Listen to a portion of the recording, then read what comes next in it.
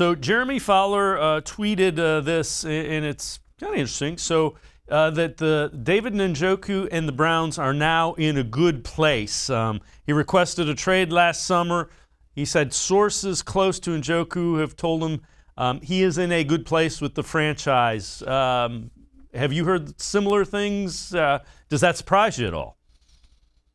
Well, no, because David Njoku has said it himself, so you don't need sources to tell you this. It's all you have to do is look at David Njoku's Twitter to see that he has basically said again, "I'm all in. Let's ride, Cleveland. No distractions." And the Browns have always felt like, that he was a part of their team and that they wanted him back. So for him to kind of put that aside and say that he's all in.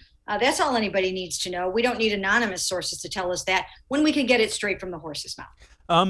Important to note that was when the Browns drafted him. He was a young guy. Had only played a couple of years, a year or two at Miami. So he's one of the guys that would fit that profile. A younger guy that would get potentially a second contract from the Browns. Yeah, I don't know how it's going to work out. It depends on how this season plays out. He's under contract this year under his fifth-year option tender of $6 million guaranteed.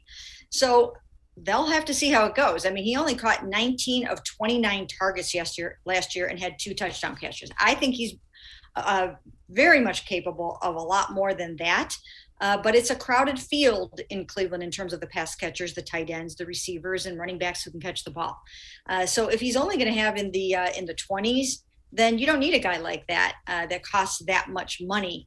And therefore, with the new salaries that are going to have to be paid over the next couple of years, then I think you let him walk.